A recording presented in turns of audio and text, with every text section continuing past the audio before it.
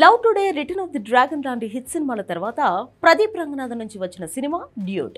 Youthful entertainer గా చాలా బోల్డ్ concept తో వచ్చిన ఈ చిత్రం ప్రేక్షకులను మెప్పించిందా లేదా అనేది పూర్తి రివ్యూలో చూద్దాం.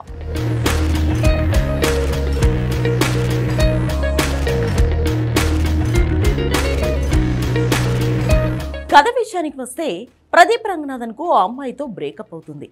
అందులోంచి అస్సలు బయటపడలేకపోతాడు ప్రదీప్. అదే సమయంలో తన మరదలు మమితా బైజుతో కలిసి ఓ బిజినెస్ చేస్తుంటాడు. ఓ మంచి టైం చూసి తన బావపై ఉన్న ప్రేమను ప్రపోజ్ చేస్తుంది మమిత. కానీ చిన్నప్పటి నుంచి స్నేహితులుగా ఉండడంతో నీలో నేను వైఫ్ మెటీరియల్ చూడలేకపోతున్నా అంటూ ఆమెను రిజెక్ట్ చేస్తాడు. దాంతో బావను మర్చిపోలేక హైయర్ స్టడీస్ కోసం వేరే దగ్గరికి వెళ్ళిపోతుంది. అలా వెళ్ళిన తర్వాత అక్కడ ఒకరిని ప్రేమిస్తుంది మమిత.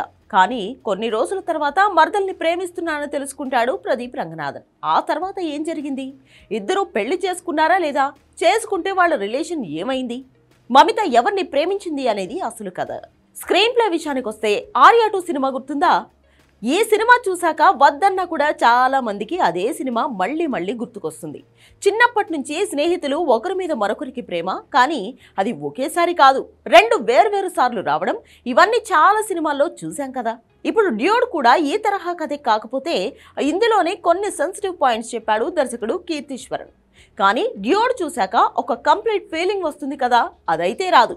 గతంలో కన్యాదానం లాంటి సినిమాలలో ఈ తరహా కథలు వచ్చాయి. అయితే డ్యూడ్ సినిమాలో చెప్పింది మాత్రం అంతకు మించి ఉంది. ఫస్ట్ హాఫ్ వరకు నో కంప్లైంట్స్, సినిమా అదిరిపోయింది, రాకెట్ స్పీడ్లో వెళ్ళిపోయింది. సెకండ్ హాఫ్ లోనే అసలు ట్విస్ట్ వచ్చింది.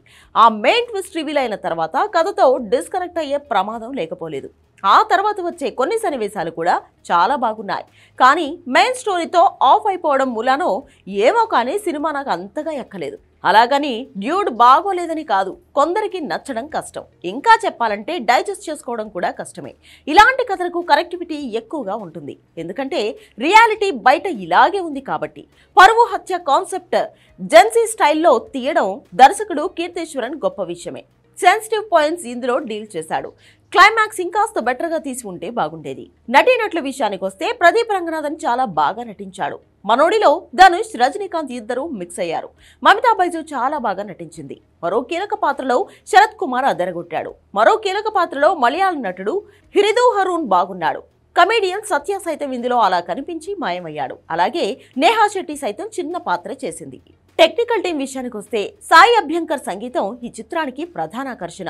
పాటలు, మరీ ముఖ్యంగా ఉరం బ్లడ్ లాంటి ట్రాక్స్ చార్ట్ బస్టర్లుగా నిలిచాయి. నేపథ్య సంగీతం కూడా చాలా సన్నివేశాలలో చక్కగా కుదిరింది.